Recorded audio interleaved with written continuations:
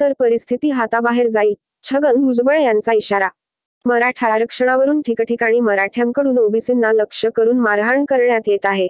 दुर्दैवाने पोलीस ही परिस्थिती हाताळण्यात मागे पडत आहेत. हे असेच सुरू राहिल्यास परिस्थिती हाताबाहेर जाईल, असा इशारा अन्नपुरवठा, ग्राहक संरक्षण मंत्री छगन भुजबळ यांनी दिला. शनिवारी येवला येथे भुजबळ यांनी पत्रकारांशी संवाद साधला.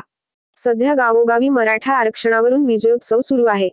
असे असताना आरक्षणासाठी पुन्हा उपोषणाला बसण्याची तयारी का, असा प्रश्न भुजबळ यांनी उपस्थित केला. सर्वेक्षण, नोंदणी, जे मागितले ते कायद्याच्या कसोटीवर टिकेल का, याविषयी संभ्रम आहे. मराठ्यांकडून ओबीसींवर बहिष्कार टाकला जात आहे. पोलीस या प्रकरणात अपेक्षित असे सक्रिय नाहीत. यामुळे आरक्षणाचा मुद्दा बाजूला होऊन वेगळाच प्रश्न निर्माण होईल. यामुळे सर्व पक्षांचे प्रमुख, राज्याचे प्रमुख, लोकसेवक, लोकप्रतिनिधी यांनी एकत्र येत विचार करायला हवा, अशी सूचना त्यांनी केली.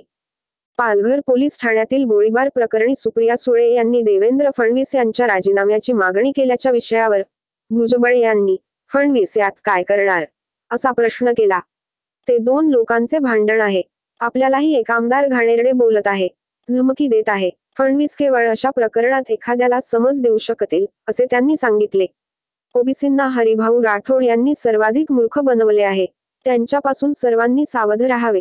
तायवाडे किंवा अन्य लोकांची केवळ मते आहेत, याकडे भुजबळ यांनी लक्ष वेधले, अशी सूचना त्यांनी केली. पालघर पोलीस ठाण्यातील गोळीबार प्रकरणी सुप्रिया सुळे यांनी देवेंद्र फडणवीस यांच्या राजीनाम्याची मागणी केल्याच्या विषयावर भुजबळ यांनी, फडणवीस यात काय करणार, असा प्रश्न केला. ते दोन लोकांचे भांडण आहे. आपल्यालाही एक आमदार घाणेरडे बोलत आहे, धमकी देत आहे. फडणवीस केवळ अशा प्रकरणात एखाद्याला समज देऊ शकतील, असे त्यांनी सांगितले. ओबीसींना हरिभाऊ राठोड यांनी सर्वाधिक मूर्ख बनवले आहे. त्यांच्यापासून सर्वांनी सावध राहावे. तायवाडे किंवा अन्य लोकांची केवळ मते आहेत, याकडे भुजबळ यांनी लक्ष वेधले.